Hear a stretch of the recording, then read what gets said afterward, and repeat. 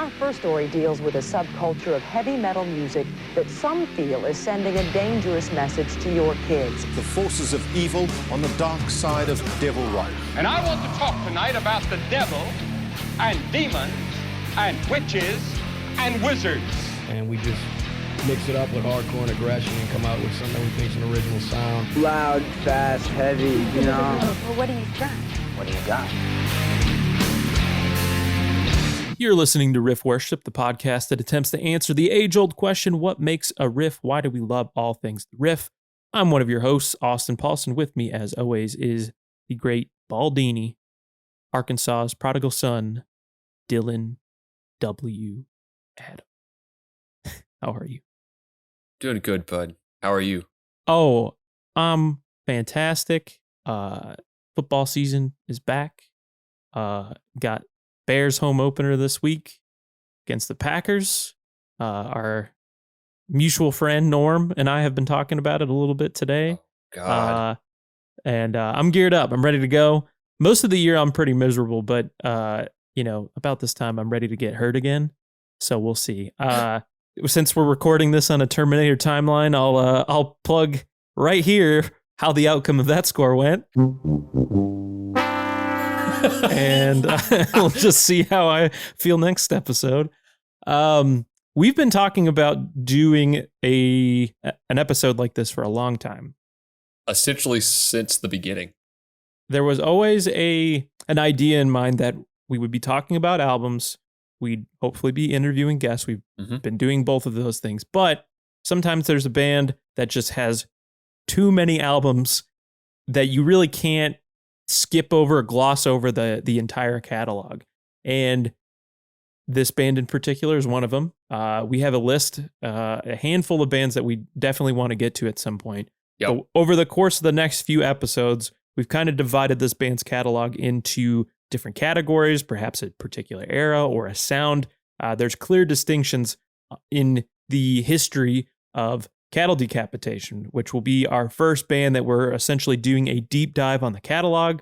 I know this band has, demos. They have a few splits out. There's like some compilations. We're going to be kind of focusing more or less on full-length releases.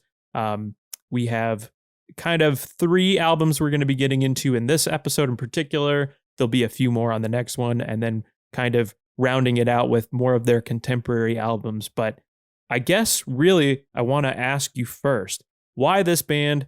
Why does this band deserve a kind of deep album retrospective? What is it about their catalog that is just so significant that we had to spend multiple episodes talking about it?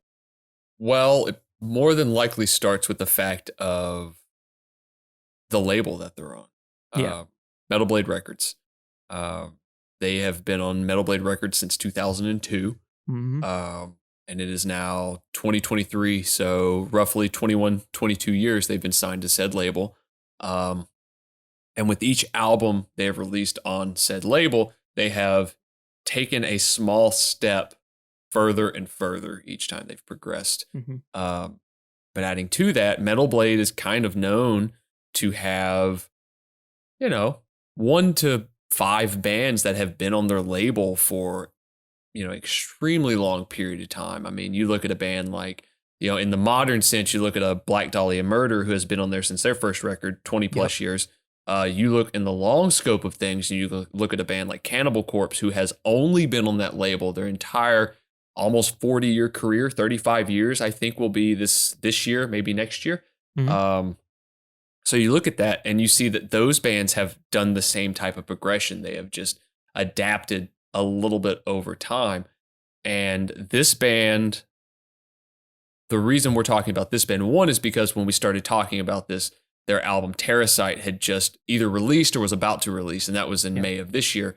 And we had started to kind of look at that band's catalog and go, every one of their records has a different tonality to it.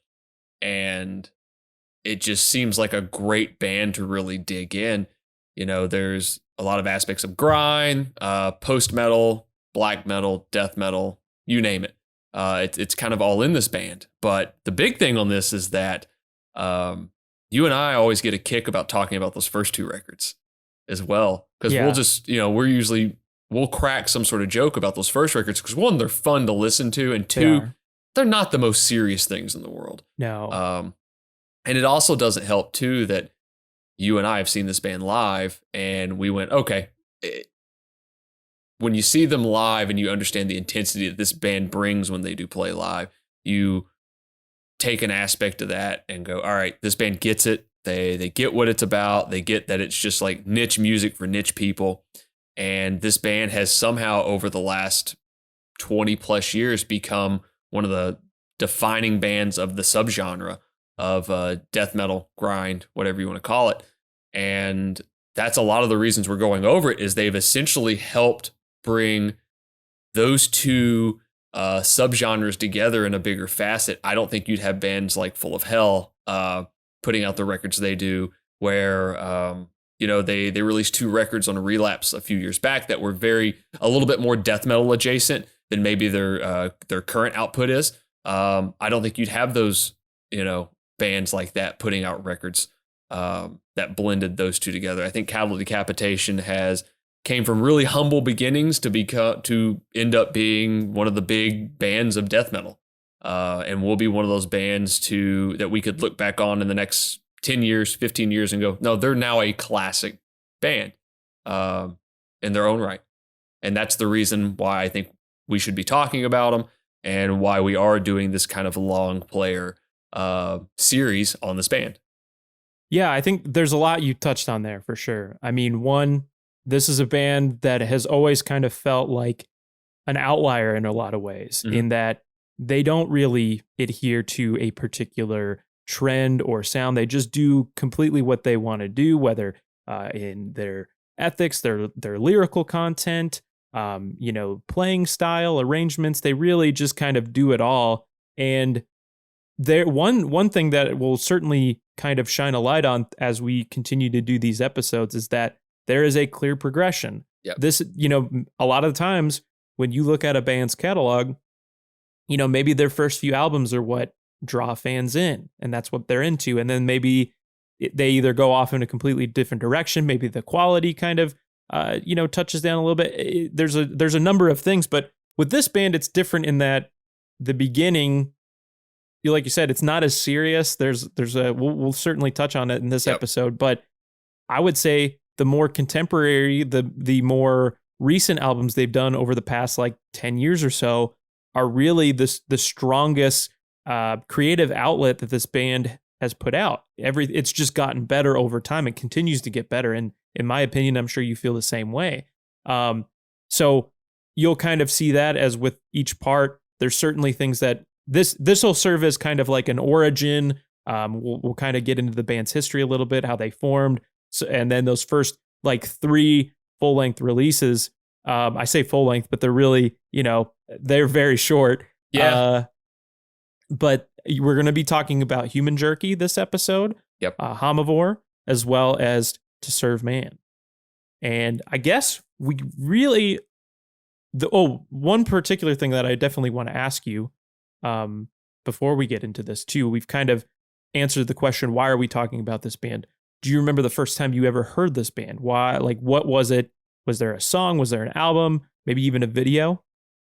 First time I heard this band was there was a magazine called Terrorizer Magazine. Mm-hmm. I do not know if they still exist. This would have been in the early summer of 2007. And I had heard the name. I knew the name. I'd seen the album covers. Never really listened to them. But Terrorizer Magazine used to come with a sampler CD of like different things. Tons of bands I still listen to. But on that sampler was a track from the Karma Bloody Karma album. And I believe, I may be wrong, I believe it was To Hang Success by the Neck. And that was the first time I heard them. And then I immediately went home, and I'd already been in the death metal by that point, had already gone down the Cannibal Corpse route, all, different aspects of it. And I went home, got on YouTube, and I believe I saw the video for the To Serve Man album, which is the song To Serve Man. Yeah. And was like, this is a little more, that song was a little bit more kind of kind of standard traditional death metal. Definitely seemed like entry death metal, but something about the Karma Bloody Karma album really stuck with me. And that's really where I jumped on. And then a DVD came out around that, maybe the tail end of that year for the first Summer Slaughter tour, and they happened to be on it. And just seeing the band play, but also seeing Travis Ryan make all the snot noises and spitting in the air and catching it in his mouth and doing all that stuff. And like, all right, I'm on board with whatever comes next. And that's really the first introduction to that band I had. The first time I ever heard this band, I think I had either entered my senior year or maybe had just graduated. And it kind of occurred with the way it played out was kind of similar to how I've heard many death metal bands at this time. With Cannibal Corpse, I remember being in a middle school shop class or like a study hall or something like that. And we were on the computers one day, and somebody was like, "You gotta hear this song. It's Hammer Smashed Face." And at first, it's jarring. It's jarring. And it's also being played to me for comical effect. Like it's being played to me for comedic effect. And so, once that wears off, you're kind of sitting there and like, yeah, I actually kind of like that. I don't know what it is about it. Maybe it scared me a little bit. Maybe it seemed like, I don't know if I should be listening to this at all. But I continued, to kind of listen to Cannibal Corpse. It was the same thing with Death. And so I had a friend who showed me the video for Forced Gender Reassignment, which appears on... Did you see the real video or the one that... Yeah. You saw the one on Bloody Disgusting? Yeah, so that was like the thing. Because I'm sure obviously we grew up in a time where like the internet was, somewhat available to us in school. And you'd always have those fucked up classmates that'd be like, "Oh, you ever seen rotten.com or this and that?" And so kind of in a similar way. Yeah, I really was. So it's kind of in a similar way. I had a friend, his name was Nick. He actually passed away recently. And it just made me think of this as we were doing the video, that he was the first one who kind of was like, "You would love this band, but you also have to check out this video because it's so insane." And so we watched it together. And so I have to credit my friend, Nick McCarney, who we shared a lot of metal bands over the years and would listen to music like in his car driving around. So RIP to Nick. Thank you for showing me this band. I still listen to it today. But watching that video, it definitely it is seared into my brain. It gears you up. I'll never forget it. But Mitch Massey directed that video, I believe. Yes, which he Indiana did. Guy. He did a few, right? Like during this era. So I would say that I do love this band to this day, but I probably got into them more so when I moved to Bowling Green, and we got connected to each other. There was the time we actually did get to see them live in Covington, Kentucky, very close to Halloween. We drove up together. I think it's like the 27th. Yeah, we blew through the Typo discography famously. And then I remember getting there, and it was titled the North American Extinction Tour Part 2, Inhuman lineup. Beings. Yeah, you had Cattle, which I guess would have been right after... They were the headliner. But so then it was what album would have it? That would have been the Anthropocene Extinction album. There you go. Yep. So yeah, you had Revocation, Metal Blade record label mates. They were in between Great Is Our Sin and The Outer Ones. Full of Hell had just put out Trumpeting Ecstasy off of Relapse. Sounds like Immolation. And then Artificial Brain. They had a fill-in singer at the time, but this was right after Infrared Horizon, which I really liked. It was on Profound Lore. Good bands. All of them. We saw a fight during Revocation's set, which was wild. But the biggest thing to me when Cattle was on, the PA or something must have been fucked up with the sound, because Travis Ryan was like screaming into the onstage monitor, and I think he even tried to like pick it up. I kind of remember that in my brain. I remember this. Yeah, that was one of the funnest shows I've ever been to. That was a little venue, surprisingly. That was a tiny, probably 300 to 400 cap room. Very small. Tiny. Reminded me of a venue in Arkansas called Vino's, like just a hallway.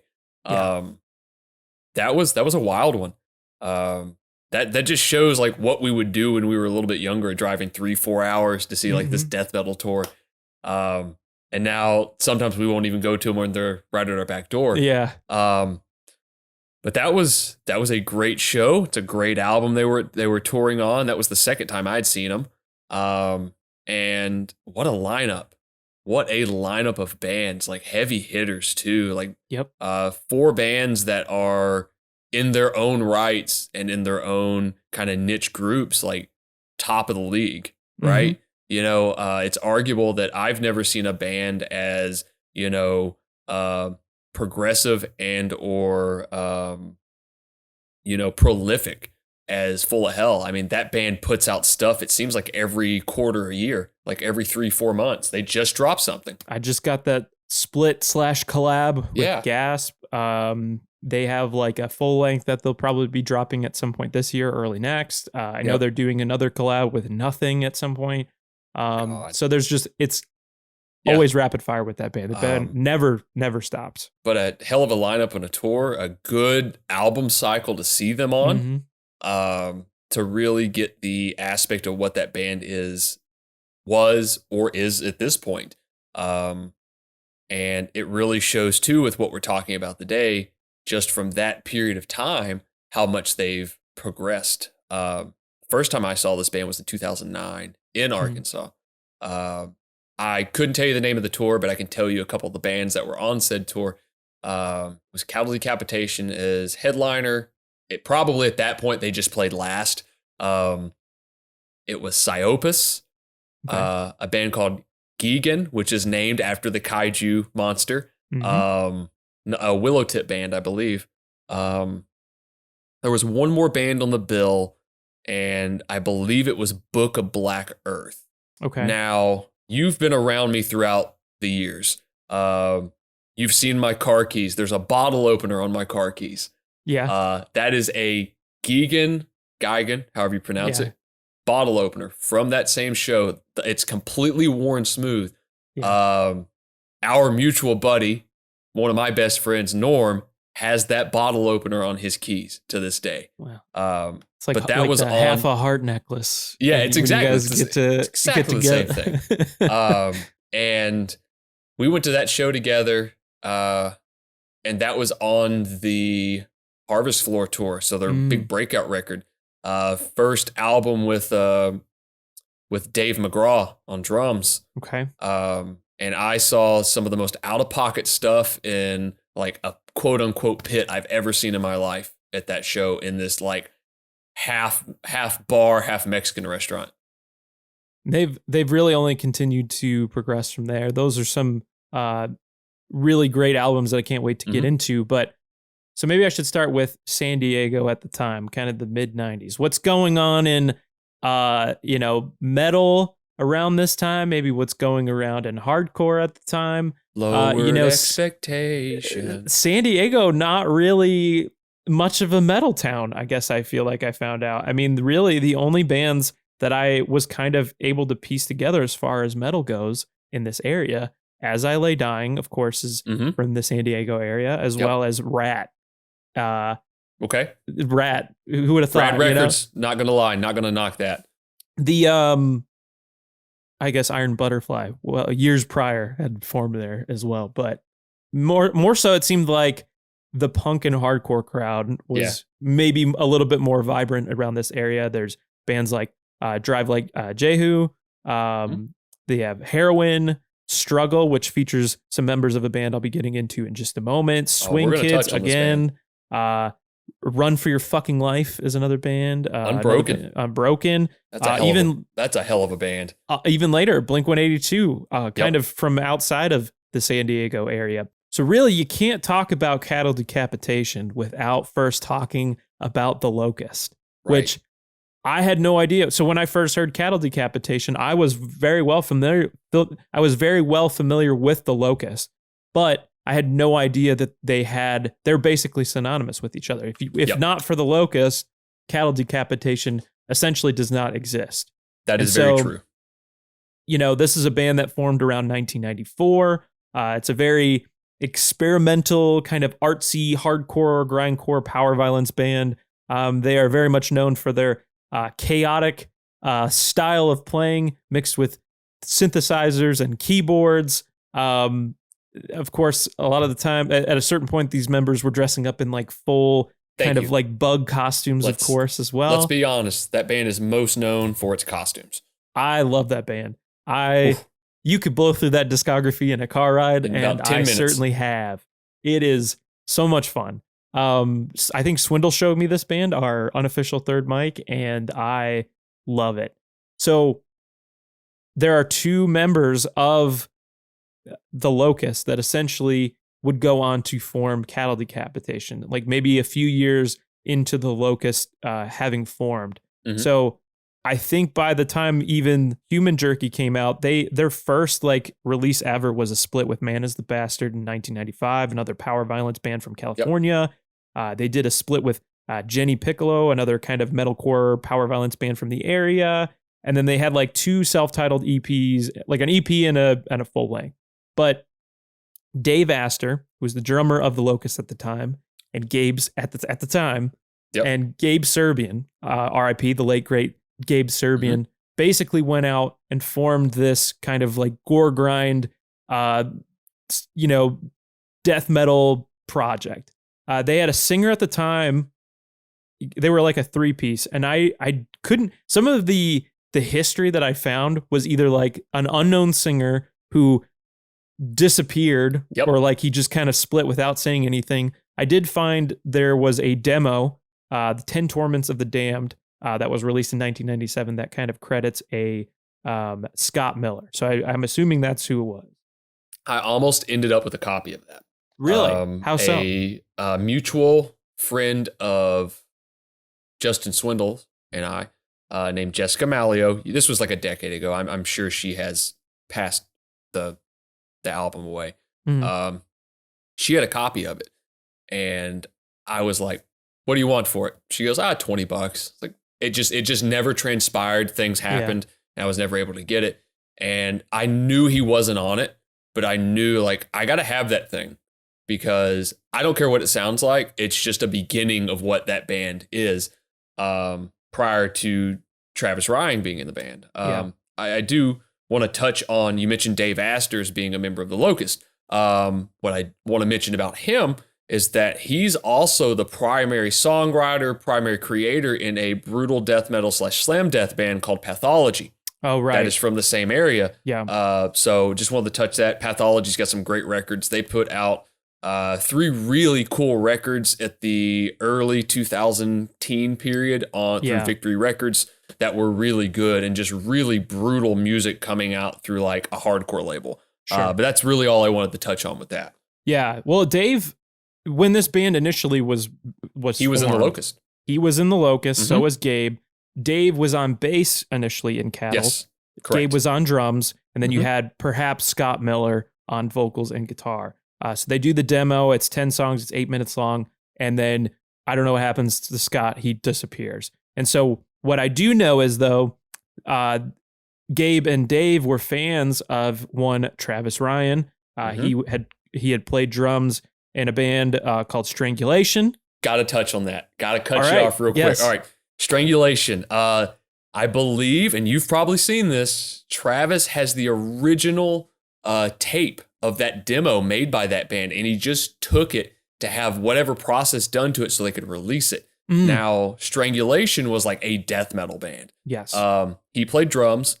One Diego Sanchez played guitar in that band. Diego Sanchez went on to be in a great brutal death metal band from California called Disgorge. Really? So there's a tie-in. Like if you ever hear that guy speak on an interview, like Garza did a great interview with him.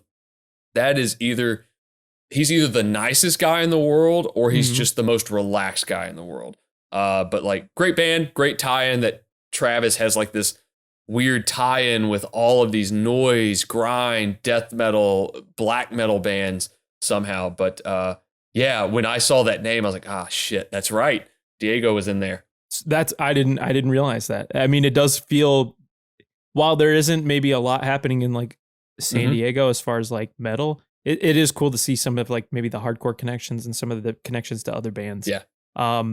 So we obviously know Travis as a vocalist, and he was a vocalist in another band called Anal Flatulence, which I guess is why they were like, we need to get that guy to be the frontman of our band. We got to get the fart band guy. The fart band guy. And so that essentially happens. And so then there's like kind of a shifting of gears. Gabe goes to guitar, Dave Astor is on drums, and then you have Travis Ryan on vocals to kind of fill out that initial lineup. Now, this is the lineup that would exist for Human Jerky as well as Homovore. And Travis is essentially the only member of this era of the band to exist now. He's the only member of the band that has remained through all the lineup changes, all the records. It is more or less Travis Ryan's band. And it kind of seemed like that from the beginning in a lot of ways, because Dave and Gabe, you know, they're being in the Locust. I think they were starting to pop off a little bit. There's a lot of focus and energy being placed on that band. So they kind of maybe present him with some lyrical themes, some imagery, and they're like, hey, here's what we're kind of thinking. He often says they placed it in my lap, and so I run with it, and we essentially have like these first two releases. We mentioned as well, you know, listening to this first record.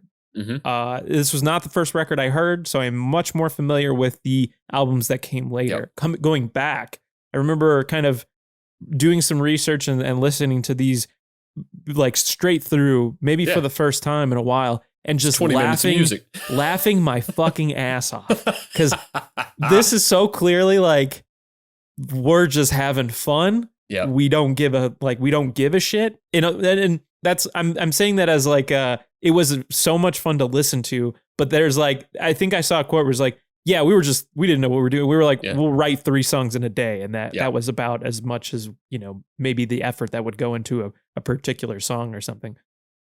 We like Carcass a lot. Carcass definitely comes up. We like Carcass a lot, especially on those first 2. And, you know, I think Travis is even quoted as saying that they were grind and punk kids doing their best to play death metal. Right. Or something along those lines. And it kind of came out sounding like that. I really like the Human Jerky album. It's so much fun. It's fun. It sounds pretty good for what it is. Obviously, that owes a lot to the Dave Attero remaster from a few years ago. But it sounds really good to me. The songs on there are great. It's got a really rad sample at the beginning of the record. The very first, first thing you hear is just the Ghostbusters. Which, you know, for many that I haven't listened to the demo, truth be told. I haven't either. If this is your first introduction to Cattle Decapitation, the first thing you hear is just Gozer asking Ray if he is a god. And that's beautiful. It's so great. I mean, it's between the Carcass worship with the vocals, you know, they wanted the high and the low vocal like Bill and Jeff and Carcass, the Napalm Death tribute with is it Decapitation of Cattle? I think so. That's the really short song. I mean, it's a fun listen. It's 16 minutes long, maybe 15. I mean, it's an album by release standards for sure. It's an album. Yeah. It kind of feels like a 7-inch. But it's also a grind album. Like it's as pure of a grind album as this band could have ever been. Anything thereafter is just a blending. Yeah. The funny thing about doing research for this a lot of the time is, and I'm going solely based off of what they refer to it as, is it doesn't seem like many people know what to refer to those first few releases where this is an EP. To Serve Man is their first record or this and that. But they fully consider this to be their first debut album. This was released out of a label from Nevada called Satan's Pimp. They released the LP first. 31G, which would be Justin Pearson's label of the Locust, they would put it out on CD not long after. You know, I don't know a ton about that kind of art grind area or the grind area in particular. I'm kind of ignorant to it because it's not necessarily my forte. I have a hard time finding riffs in a lot of grind music, but when I do find it, I really dig into it. But even listening to this album, it definitely sounds like that first wave grind to me, which is like the early 90s grind, the late 80s grind. It definitely sounds like, early era death metal to me. Like it's all combined in there. And even with the only aspect of grind I get out is just the song lengths and kind of the really squashed production of it. There is I think an article that was done where he I think it was right around the time that they were doing the remastered reissues for the first two records. Mm-hmm. And he kind of went through, some of the influences that may have gone into the record. Obviously, Carcass is in there. We mentioned that. I think it's very clear in the vocal style with the layered vocals that he's doing. He described it as Baron Snake, which I love. I remember that. Fantastic. So then you have Terrorizer, of course, kind of those early bands. Then there's I guess Dave and Gabe were very much into the power violence band Crossed Out, which, it seems more or less like Travis Ryan is very clearly like, I'm the metal guy. Yep. And these guys were more or less into the kind of abstract, more heavier, like hardcore and power violence type of bands. Obviously, you mentioned Napalm Death, Decapitation of Cattle was certainly an homage to You Suffer, which I guess also the song itself came from working out the beginning of Clone for Carry On, which they were like, they just kind of, why don't we just make that apart, basically? Like they were fiddling around with some stuff. And so you got a couple. But yeah, Travis Ryan kind of noted some other bands like Nuclear Assault, Slayer, Death. That was more his avenue and what he brought into the band, which I think you certainly hear, especially on later releases as well. It's funny to think that he was the metal guy, because even growing up listening to this band, I always perceived him as the grind guy out of all those guys. Yeah. Out of the whole grouping of them, whoever he's in the band with at the time. And lo and behold, he was really the old school death metal guy, or like the old thrash guy. Mm-hmm. It's wild. It's really wild to see that just a bunch of guys were bored and were like, this is a lot of fun. Let's just do this. Really just throwing the sketty at the wall and seeing if it sticks. Yeah. I mean, that is absolutely it. I mean, it's like getting every fountain drink at the Taco Bell, it's the suicide mixture, right? Just that brown pulp that's in there. It's like, it's this album. I mean, the album cover itself even looks like it. Yeah. We got to touch on the mask, right? Well, so there's the album covers, the two first, there's the album, hold on, let me see. I think I have it on here as far as the artwork. So the artwork for both Human Jerky and Homovore were done by Nelson Garrido. I hope I am pronouncing that right. He's a Venezuelan photographer. And so he used like real animal parts for this art piece, and then kind of took a picture of it. So there's a lot of photorealism throughout the band's history. You'll see it where it is very much an artistic piece. There's some painting involved, but for the most part, it almost looks like there is like a hyper realistic kind of quality to each album that they do. So you definitely, it draws you in. You look at Human Jerky with that like cow, that swirled skull, cow, and then Homovore is like in its own world there. But what you were touching on, or what you were essentially alluding to, was some of the band's live performances early on. I only think they did a few of these in particular. Things start to rot. But there is like footage of the band from this time. It's very low quality, but essentially what this band would do, I think in a few shows, they were using like masks made of beef jerky, like for some of their early shows. So kind of that Locust quality to it. And then I want to say, I also read a thing where Travis Ryan would spit out yogurt during a song called Re-Yogurtation. God.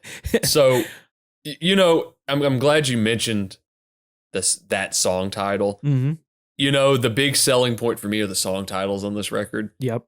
I mean, Unclogged and Ready for Spewage, Gestation of Smegma, Flesh-Eating Disease, Constipation Camp. Come on. Yep. I mean, Cream of the Crop. I mean, I'm always Mad Cow Conspiracy, bloated bovine and home to flies and anthrax spores.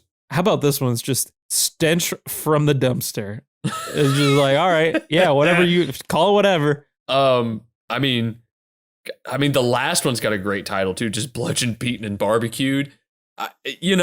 These guys were having way too much fun. Yeah. It's very reminiscent of just like, there were a lot of Carcass clone bands that appeared at a certain period. It's true. And these guys, I'm glad they separated themselves from that later on, but they definitely fell into that because I know for a fact Travis is a big Carcass fan, just from interviews and anything you've ever read on that band. They're Carcass fans, but I'm sure they don't want to just be known as a Carcass clone band. No. I mean, hell, I think in 2004 when Humanure came out, he had no idea that Humanure was actually the title of a Bill Steer guitar solo on one of the Carcass albums. I didn't even know that. Yeah, and it caught up with him later. He's like, son of a bitch. Like trying to get away from this. But you're correct in saying that there is like there was at least a trend during this time where bands that kind of they were into that same thing. And maybe this kind of ties back into our Heartwork episode where obviously the band had shifted gears a little bit and it was a very divisive album for a lot of fans. And so he even is quoted as saying that we felt like we wanted to pick up the torch from where it was left and continue in that like gore grind fashion a little bit. But you also have bands like Exhumed. I want to say Gore Metal came out a year before this record came. I believe you're right. Impaled, The Dead Shall Dead Remain, 2000. That's Necropolis. Raw Sewage, of course, from Ghoul, Exhumed as well, and Impaled. And then you have the County Medical Examiners was one that would come up as well. They might be the best Carcass tribute or Carcass clone band. They sound just like Symphonies of Sickness. Their only CD that I believe was put out by a larger label was put out on Relapse, and it was a scratch and sniff CD. You could scratch it and it smelled like rotting meat. Oh my god! It was a good album, and then you had that aspect of it. I think it's one of their later ones. Might have been their last record. I think I'm pretty certain it's their last one they did. Want to mention Carcass clones? I wouldn't say Carcass clones. They sound a little bit different. A band that doesn't really get brought up, but does get brought up in kind of smaller circles is the band General Surgery. Really, really good Swedish kind of Carcass clone band. I put out a great EP at the end of the 80s and the early 90s. If I could remember the name of the EP off the top of my head, I'd say it, but definitely check that band out for sure. Check all those bands out. Exhumed is one of the most prolific, like, death grind bands of all time. No question about it. Still going. I mean, they just surprise released like a little EP is awesome. Where it's like half of it is original material from the same recording sessions. Half of it's live stuff. Yeah. So if you're not listening to Exhumed, you should be, because Matt Harvey is just as prolific to me as like a Travis Ryan. Absolutely. So kind of touching back on some of these songs as well, I liked listening to this a lot. I really did. Just for the sheer fact that it is so intense and like fun to listen to, like, and then kind of read along with some of the lyrical content of the record. It does feel, you kind of mentioned earlier, like looking for the riff. And sometimes I do feel like I am, because it is just kind of a wall of sound at times. Where you're just it's a wash of noise. Yeah. But I like music like that. So, I think there is like at least a redeeming quality in that. This is so intense and heavy. There really is a feeling that it was put together maybe just a few minutes. It's very maybe improvised a little bit, I would say, in that, and just kind of coming up with things. But I would even say there's even some like Locust and Human Remains kind of, obviously the two guys who are in the Locust are in this band. Yeah. There's some of the riffing quality I feel like is kind of out there for, what Cattle Decapitation would ultimately become. But, there's a song called like Parasitic Infestation. There's definitely some weird, like kind of Human Remains type, like frilly kind of riffing parts as well. But it is hard at times to kind of make out, or like there's not a track in particular that really sticks with me, where I'm like, you got to listen to that one on this record, or this is you know what I mean? It's just, there is a lot going on And I feel like sometimes it's hard to kind of distinguish any sort of like riff in particular. I agree. I know I have listened to this EP album, LP, more in the last probably 2 years than I've ever listened to it. And I know in listening to it recently that it goes by so quickly that you can't latch on to anything. Yeah. That on top of the production, that on top of it just being an older recording, makes it really difficult to really dig in. But there are aspects in there for sure of the Locust. I caught some suffocation, influence in there a little bit with some of the progressions. But it's really just I'd hate to say listen to this just for the aspect of like, you're going to enjoy the hell out of it for the 16 minutes because it's somewhat humorous, but also just really intense for a 16-minute album. Right. I mean, to add to the humor of it, you could essentially listen to this in a good shit. I mean, I was genuinely cracking up, like mowing my lawn the other day, listening to it. And like my neighbor probably was just like, what the fuck is he doing out there? I had my AirPods in and everything. And I turned it on a couple times. It took me like more time to mow my lawn than it did to get through this album, at least a few times. So, for the sheer intensity, maybe the humor part of it as well. And then really just like as far as like a historical thing with this band, to kind of understand where they started and where they are now, I think you should definitely check this out. One thing that always sticks out to me in particular is they have kind of this bonus track at the very end of the album called Colon Blow. So it's quiet for damn near like 2 minutes or so. And then you get this kind of hidden little bonus prank call. And this was from what I understand, just doing a little bit of research, this is a prank caller or kind of like a little project known as Longmount Potion Castle. And so this was kind of synonymous with maybe the San Diego scene. A lot of people knew who this person was. Not his real name. He's kind of this anonymous surrealist prank caller. But I would imagine it was a lot like, we've had many a drive listening to Roy D. Mercer. I was going to make that. It's the death metal Roy D. Mercer. How big old boy are you? So musicians knew who this guy was, and I'm sure they would. If you're on tour in the van listening to shit, you're probably going to throw on a Longmount Potion Castle tape and just listen to all of the wackiest fucking calls and just interactions with people imaginable. So he would do these prank calls. Sometimes some of these tapes would have like interludes of death and thrash metal kind of playing. And so it kind of gained this cult status. And I want to say that Travis Ryan reached out to I guess should call him LPC, and wanted to do like an interview with him for like a news like a newsletter or like a zine perhaps. And so he flew out to Denver. I think he hooked him up with the show because I know Travis Ryan was in maybe like a noise project at the time. Right. But they really just hung out. And so I think through this trip, they called a like grocery store basically and asked for the meat market. Thank you for calling Abbott Store. How may I help you? Can I have meat, please? One moment, please.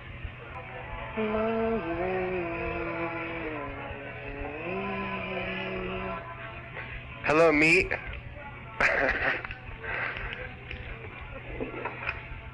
Come on, you cretin.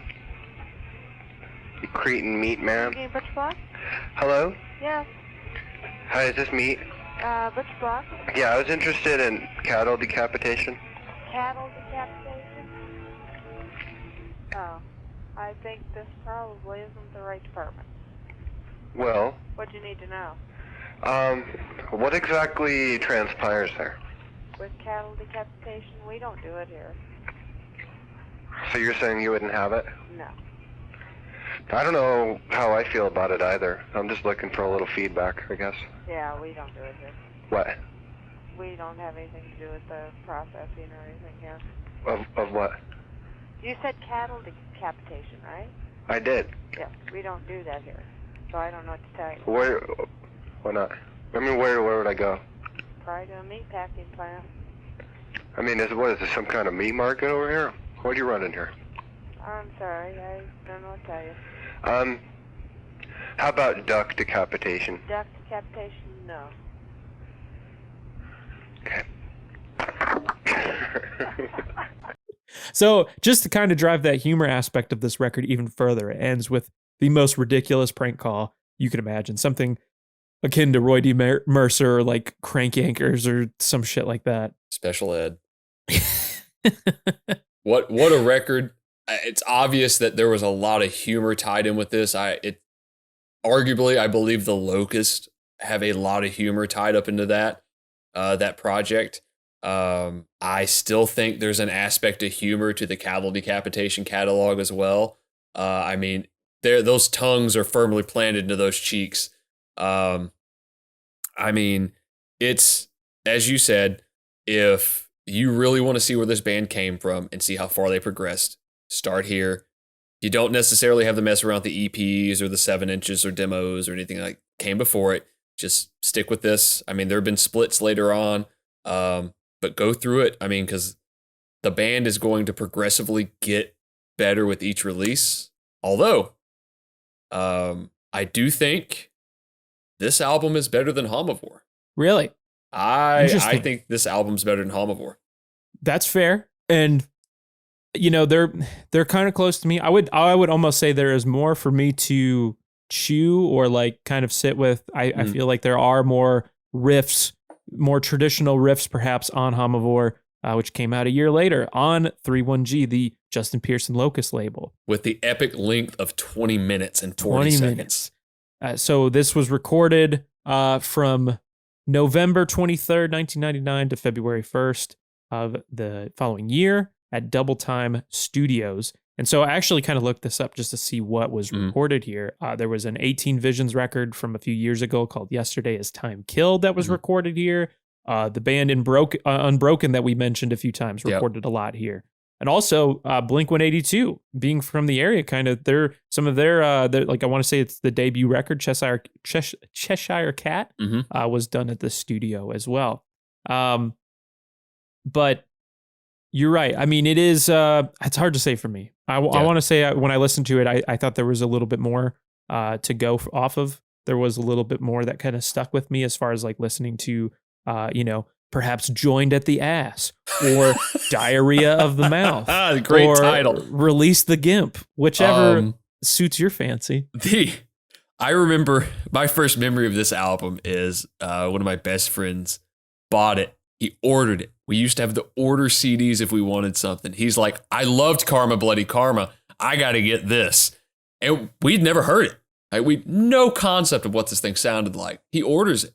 Takes it like 6 weeks to get in. Mm-hmm. And he puts it on. And I as soon as the first track, which is Mauled, kicks in, I'm like, what did you buy? Like, there's no way. He's like, no, this is it. And of course, like, he's just out of spite. He loves it because he's like, it took 6 weeks to get it. I have to love it. Yeah. And he's almost like, even today, he's like, I love that record. I was like, you are so full of shit. Like, it's fun to listen to. Don't get me wrong. But like, you can't, please don't put that much heft into it. I mean, Colostomy Jigsaw Puzzle, which is makes me think of Corporal Jigsaw Quandary by Carcass. Right. Yeah. But the track title that gets me the most is Head Cheese, just because I know what it is.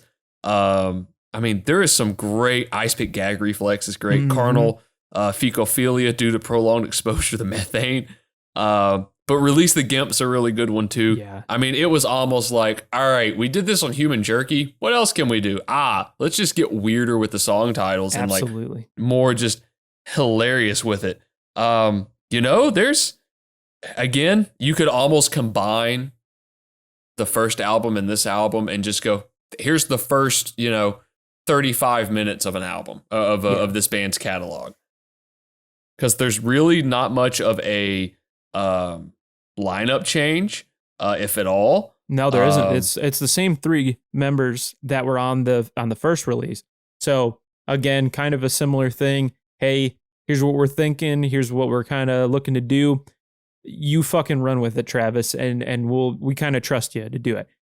Because again, it just really seems like the two members in the Locust were busy with that, and I think Travis was far more serious. Like he saw that he could take it somewhere. I think it really inspired his creativeness to kind of run with it and really put out some interesting packaging, which I definitely will get into for sure. But like I want to say there's a human jerky recipe on the first record.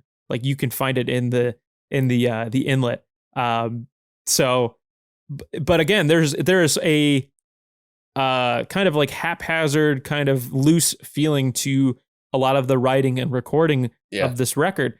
I read somewhere where Travis had mentioned that Gabe's pedal, his distortion pedal, basically died, at near the end of the recording. Like the light was fading from it. There was just such a hardcore kind of like punk, like just get it fucking done, we'll record it kind of mentality to this group.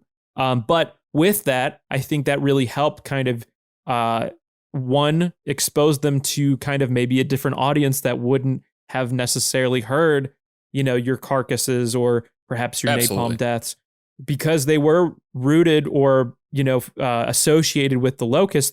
People know that these two members are in this kind of death grind band.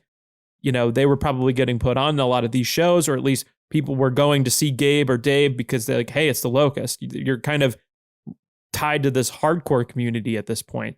So you have that as like your launch pad. And so that kind of exposes you to a larger audience through 31G, the Locust, what have you. And so that kind of gets a little buzz generated with some of the labels. I understand that maybe Relapse was interested in this band, Necropolis was interested, but one label in particular really, really wanted this band. And I am, of course, talking about Metal Blade Records. How do you sign Cattle Decapitation based off of this release is my question. What did Brian Slagle see? And that's not a slight.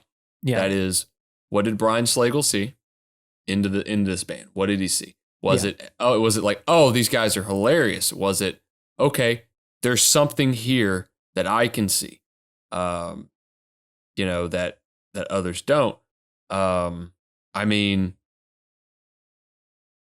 it was a weird band to be signed to Metal Blade. Although you and I have, and we won't mention it, you and I have made jokes that Brian Slagle must be a really good buddy. Oh, he's a pal. He must be a really good friend. And maybe that's it. Maybe he saw something. Maybe it was, a couple of the other Metal Blade people that were just like, hey, this is really cool. Yeah. They're generating this. Got a couple guys from the Locust in it. Maybe an interesting project. I think it was a very grassroots thing to do. And I want to say too, the proof is in the pudding. So you have like this fan base now through your kind of tie-in with the hardcore crowd, the 31G crowd. And I want to say they did a few pressings of this record that kind of proved that like, all right, there's something here. People want this. I even read maybe somewhere there was maybe an early version of their website where you could go and listen to some MP3 tracks. So I'm assuming that maybe an A&R person or Brian Slagle was able to access those files through the website and listen to it and got interested. But I think there's something to that where I think it was kind of, we had it in an episode where we talked about, Morbid Angel, and Earache signed them because they were able to kind of generate this audience mostly on their own through word of mouth. And, there was a buzz going around. So perhaps that's the same thing. Well, they are selling records. They're getting out there and they're doing their thing. Maybe there's something here and we need to, kind of lock down a deal. Apparently they were quite easily the most interested label. A lot of other labels were kind of dragging their feet around this band. I mean, we have to put this in consideration too at the time frame that both of these albums came out. This was at the height of SoundScan. This was during 99 and 2000 when your contemporaries, when your major selling artists, especially in the heavy genre, are Korn, Slipknot, Limp Bizkit. Nu metal is at its height. No underground band is essentially selling records. I mean, Pantera's last record came out in 2000. Metallica was putting out like a symphony album the year before. They did the I Disappear. Like, you're looking at bands that are number movers coming out. And like, yeah, Metal Blade has had a ton of success. But to look at like a grind band, which Metal Blade doesn't even really have a history with grind, truthfully. Not that I can think of. Yeah, I mean, they really don't. Relapse does. Yeah, oh, absolutely. An earache, especially, obviously. Absolutely. But the yeah, I mean, you make a good point. I mean, think of the trends that were going on at this time. I mean, you know, when I think of underground in this era, maybe it doesn't necessarily jump to gore grind necessarily. Yeah. But, you know, Korn, obviously, I think Issues came out in 99. Yep. That was a huge record. Massive record. Huge. I think it beat out some like pop and like hip hop artists for like the number one spot. Like it was crazy. Slipknot Self-Titled came out in 99. It was the highest selling debut album from a metal band until like 2007. There you go. Some underground releases that came out in 99. You had so Times of Grace, Neurosis came out in 99. Then you have Dillinger Escape Plan, Calculating Infinity. That's right. Wow. Yeah. So that's just some of the stuff that's going on here at the time. But yeah, you don't, you know, who knows what's going to stick. But clearly, I think they found a really amazing partnership with this band. Obviously, we've stated it's lasted over 2 decades at this point, and it's only gotten better. But really, it kind of starts with one record in particular. You have To Serve Man. To Serve Man, the first Metal Blade release from Cattle Decapitation. So what was I know you've spent more time with the later catalog, that being, I would assume, anything Monolith of Humanity and after that. Yes. What was your first listen to this record? So I obviously, like you mentioned, am much more familiar with the later the later era of the catalog. So I probably got into this in more recent years. So I would say, having compared it to the first 2 records, Human, Jerky, Homovore, there is now a clear maybe focus or energy into songwriting. There is still, like you said, that tongue-in-cheek quality to the album. Absolutely. However, I definitely feel like, all right, now we're trying to get a little more serious with this record. We're trying to do something. There's more of a distinct death metal quality to the album. It's also slower. The album seems a little bit slower. It's a little more mid-tempo in comparison, even to the later stuff. Less of a wall of sound. Yep. It is like there's more distinct like sonic qualities to the record for sure. You can hear every individual instrument on it. Yep.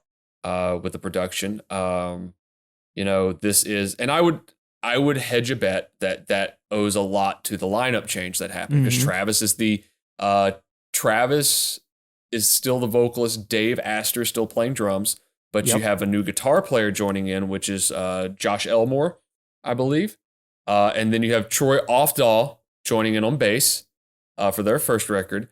And I think Josh is owed a lot of credit to making that band what it is now, because you can hear him progress as a player throughout each record. Like, this to me sounds like, this is an odd way to describe it, but this is almost like rudimentary death metal. So like AC/DC of death metal kind of stuff.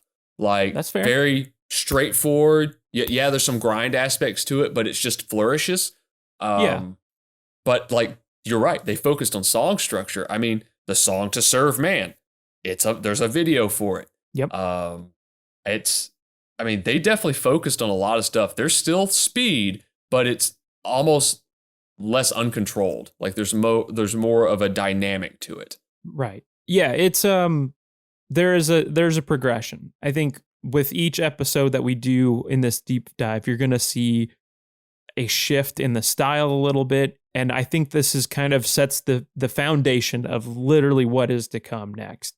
There is like, all right, there's a like a thought, or like there is a clear there's a clear idea of what they want to do, I would say. But yes, you're right. So Travis, still the vocalist. Gabe, essentially leaves to focus more on the Locust. And Dave Astor, from what I understand, leaves the Locust to focus more on Cattle Decapitation. However, that would be very short-lived, as we find out in the next album. So you have Josh Elmore. He was in a band called 7,000 Dying Rats and has remained a member ever since, like you mentioned. The bassist, Troy, how did you pronounce his last name? Offdell. I think. So he was in the Noise project with Travis called That makes sense. And so one of the funny things I found from that was I think they, as noise bands do, they just kind of find whatever. Perhaps there was like a theremin. I don't remember the specific name of it, but basically there's like 5 of these theremins in existence that were maybe designed for Brian Wilson, and Troy's dad had like 2 of them, and so they would just fuck with them apparently. Yeah, perfect. Absolute just unnecessary noise. But it is, I think it is a first step into kind of honing their style and sound. Like you said, there's still elements from the previous record, but there's a kind of a clearer production. There's clearer songwriting qualities to this. I would say, whereas the previous album was able to expose them more to a hardcore audience, this album, along with the backing of Metal Blade, exposes them more to a straightforward death metal audience. Absolutely. Along with you have the Metal Blade machine behind you. You've also got actual artwork for the first time, thanks to Wes Benscotter, who has since done every single album cover for them. And along with, I'm not even going to list the accolades this guy has for artwork. Just a few. I mean, I know they did Human Remains. We talked about that. EP, Incantation. He did a lot for Mortician. He did the Slayer album that our band was named after. Autopsy. So, and then the list goes on and on. But check out all of his stuff. Like, exactly. I mean, my God. It's also the first one to feature their logo. Kind of an early design. It was the first one to feature that very classic Cattle Decapitation logo that we all know today. This is an actual album length. It's 35 minutes, give or take. I'm sure most bands don't have intentions of how long they make their record. I hedge a bet that there was some intentions to go, we need to make a record. We need the actual, or, it could have been like a record label, thing of, hey, you need to have 30x minutes of music, whatever it is. You're right. It's the first step into really defining their sound at that time, but it is still the most like straightforward sounding Cattle Decapitation record. It's not crazy. Like like all of the things that we're touching on here, as far as like, it's a straightforward record. Didn't necessarily blow me away, especially knowing what's to come, but it kind of sets the pace. Like, it's there. It's death metal. I think this is maybe more so what they wanted to do, or at least maybe what Travis wanted to do, perhaps. And so I think for kind of maybe why this gets confused for their first record too, I think it's just a good first step in the direction they would ultimately head to. I mean, it's the first with any sort of big backing to it. Whatever type of contract they signed, they clearly had enough backing for Metal Blade to be able to fund recording, to fund artwork, to help fund tours, which I'm sure in 2002 for a death grind band was still really hard to tour. Yeah, I want to say maybe looking at some of those early tours, they did some of like around this time. I think there was some tours with Gwar. They had some tours with Cannibal Corpse as well. I'd have to pull up that information, but when I looked at the Gwar was probably still on Metal Blade at that time. So I want to say they toured with Gwar quite a bit early on around the time of this record. I mean, even the packaging though, with some of the humorous quality, there's a lyric sheet that resembles a cannibal cookbook. And the artwork is obviously very gruesome. I think they had some trouble in Germany kind of distributing the record, so they had to maybe go through different channels to get that out there overseas. Germany has been notorious for having a hard time with Cannibal Corpse throughout the years. So that makes complete sense. Metal Blade's used to this stuff.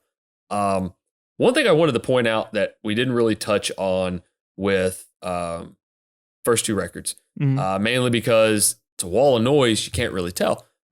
This band does not necessarily tune low. All really? of their instruments are down a half step, and that sticks to current date. So That's awesome. that sound that you're hearing out of that, it's all just how he plays. Josh plays kind of like a bar chord. So he's barring, like if you played a traditional power chord, you're playing the root, the fifth, and the octave, where basically on this type of chord to fill out the sound, you're essentially playing, like if you're playing a power chord starting on the A string, right? So say you're playing the root, the fifth, and the octave, you're actually playing the lower octave of the fifth on the lowest string, so it thickens it up. There's a lot of that going on with this band to help thicken out that sound. Yeah. Especially for the first, up until I believe Death Atlas, they were a 4-piece. So it was vocals, drums, guitar, bass. So they really had to thicken out the sound. But I think we all owe a lot of credit to Josh for that aspect of making this band sound thicker. And this is also probably the first instance of this band having riffs. Yep. In the traditional sense. I mean, there's even a song on here on this album that sounds like, I would have to find the song I'm about to describe, but it sounds like a Bad Religion song. Oh, yeah. The opening riff sounds like a Bad Religion song. That's and the song hilarious. I'm talking about is Everyone Deserves to Die. I can't remember the Bad Religion song, but I heard the riff and I went, yep, I'm sure that is accidental, but it is almost note for note a Bad Religion song. One of the other things about this record in particular, maybe it's a different producer, maybe it's something, but they were in a different studio. They were in Trident Studios in another city in California. It was produced by Juan Ortega. I hope I am pronouncing that right. Apologies if not, but he's worked with Exhumed, Laz Rocket. He worked with Machine Head, Testament, a handful of other groups. I want to say perhaps maybe with the first couple releases, people maybe were accusing this band of using some sort of like vocal. I was going to bring that up. Vocal effect to achieve the sound they were doing. But, it's literally just that vocal layering that they're doing. And so on this record in particular, they have in the liner notes, there was no processing done during the recording of the album. It is all just what you hear is what you get. That is that might even be a Cannibal Corpse throwback, because on Butchered at Birth, there's a piece in the liner note that says no harmonic processors were used on the vocals. It was all dry vocal takes, maybe some reverb. Sure. But that also, 20 years ago, people were probably saying like, oh, he's cheating, he's doing this, he's doing this. And then you really look at his aspect, it's like, no, I was just layering vocals.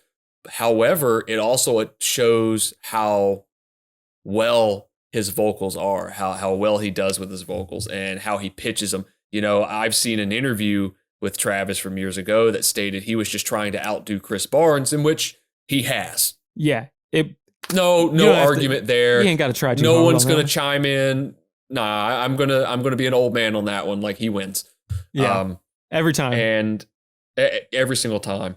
But this album is 35 minutes, better production, riffs, still has quite a few songs on it, but it still has those lovely song titles. I mean, you start with the first one, Testicular Manslaughter. Which has that opens with a real sample of someone being beheaded. Really? So that's what is. That's legit, someone being beheaded. Christ. There's a Russian video of a guy being beheaded. I don't know why the band used it, but they did.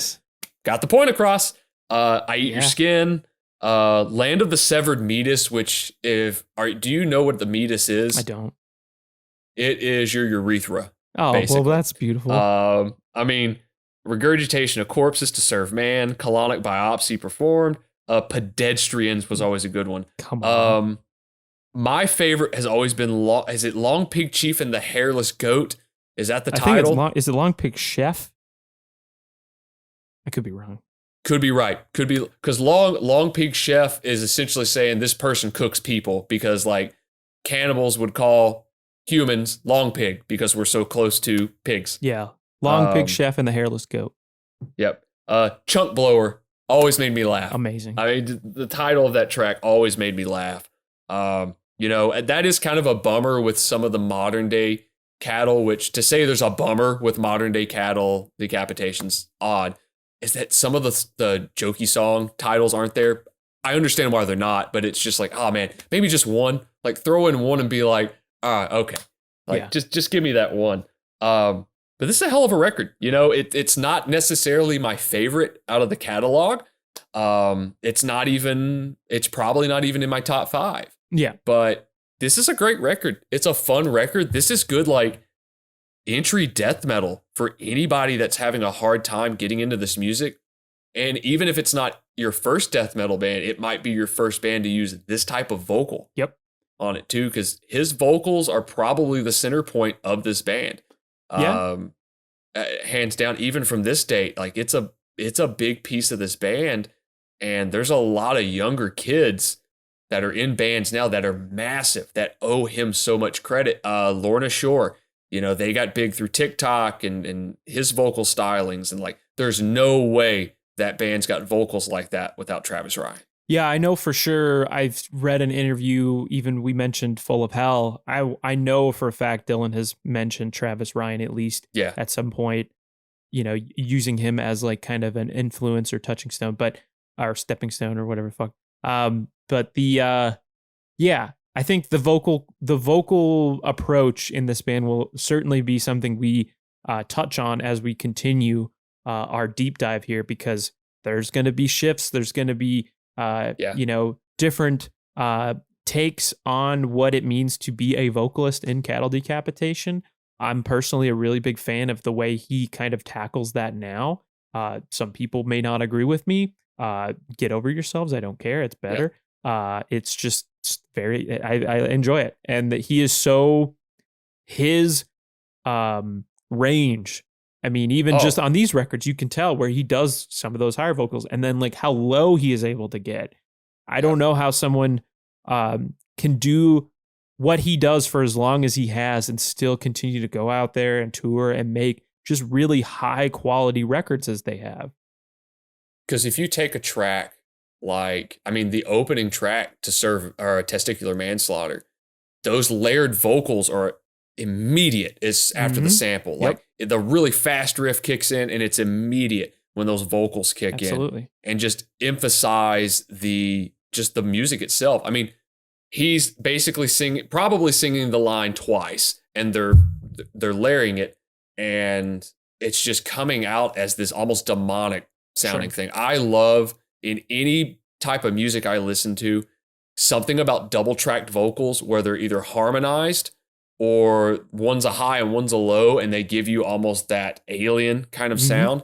I love that. It gives me the chills. I mean, you and I gushed over when Bloodbind was released a few months ago, the Cannibal track, and how he had those layered highs coming up in. It's like, oh my God. So great. You know, that's something Travis is a big proponent of, those layered vocals. Yeah, I'm sure that makes it a little more difficult to reproduce them live. However, on recording, it sounds fantastic. No question about it.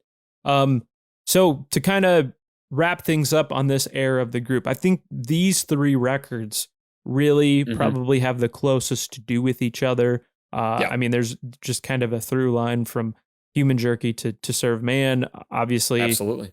You know, I think To Serve Man will essentially, it kind of sets the tone of maybe where we're going to be in the next episode, which there again will be kind of a huge step in progression. You know, it's you can really map it out. It's kind of like, and I'll probably mention this in the next episode. I think it's kind of like Death, where you can see where there is like a shift in the skill, the approach. Each era kind of has its unique, distinct characteristics. And so I think we found that these 3 kind of were the closest to each other in approach, whether humorous, like lyrical content, you know, production, what have you. It really is just kind of mostly 3 guys in a room for the most part, having fun and just kind of seeing how to, you know, make gore grind basically. Yeah, absolutely. So we're going to be doing this for the next couple episodes, kind of diving into Cattle Decapitation's discography. I think, if you haven't checked it out, certainly listen along with us, because this is a band that is going to really stand the test of time, we feel. I think this is a catalog that really kind of stands, on its own, away from some of the other bands. They're an outlier in a lot of ways. They're truly their own thing. So I'm really excited to get into more about Cattle Decapitation, some of the research that I wasn't aware of before. So yeah, it's gonna be a good time. It's a band that, I'm sure a lot of people have heard of at this point, just by name basis alone. They're at a point now that they've done it for so long that the detractors, or the people that have a negative opinion of this band, their opinion is usually this album sounds too produced, or it sounds like the last album, or the last album was better. And usually that's a staple to, all right, this band's hit it. Yeah. This band is at a point where, okay, if that's the only complaint, come on. I've heard it all. I mean, there's certainly that. I've heard, perhaps maybe even more of like the more, environmental or kind of like ethical aspects of this group. I mean, I couldn't believe someone would have like, I think obviously the thing that we really didn't want to touch on in this episode, or at least with this band, is that a lot of the time they get, it's the vegan band. And I'm like, well, not really. I mean, yes, there's some vegetarians, I would say, that wasn't the main I mean, maybe early on that was like a quality of the band, but it is certainly not like, that cut and dry. I don't think they have like an entirely vegan or vegetarian based group of members at this point in the game. It's kind of hard to do so, but I mean, there's that. I've certainly had stories of people, kind of telling me their 2 cents on like, Death Atlas, and I think that's stupid. And I think this is, while a band that can write, brutal, in your face death metal, they also have something to say, and it's not all the time. It's not jokes like Chunk Blower. There's they've evolved over time, and they find some things are important. And to kind of put an exclamation point on this era of the band, these are 3 entirely different sounding albums, but they share an arc of the fact that they are very rudimentary, very kind of dyed in the wool as to what they are. There were very small aspects of experimentation on the albums, even more so on the first and second record than To Serve Man. To Serve Man is a really straightforward record, and these are great records to get a feel of where this band, to beginning to get a point of how this band has progressed from album 1 to 3. But if you were to listen to Serve Man and skip everything in between that and Terracite, you'd think it'd be 2 completely different bands. Absolutely. 2 vastly different bands, different lineup, who knows? But I just want to say that in our next episode, just to show how much fun this band is, there is literally a track called Lips and Assholes. That's really it. I'm looking forward to knocking these next couple of episodes out on this band. I'm sure we will do deep dives on bands in the future as well. But this is a start. We're going to see how this works. And so far I'm having a lot of fun with it. All right, we've reached that point of the episode where we like to recommend things we've been listening to. Dylan, what tracks you got for me this week there, buddy? So saying tracks to me is a little off, isn't it? Yeah. So at current time, this is the most recent Dying Fetus record. It's the first Dying Fetus record in like 6 years.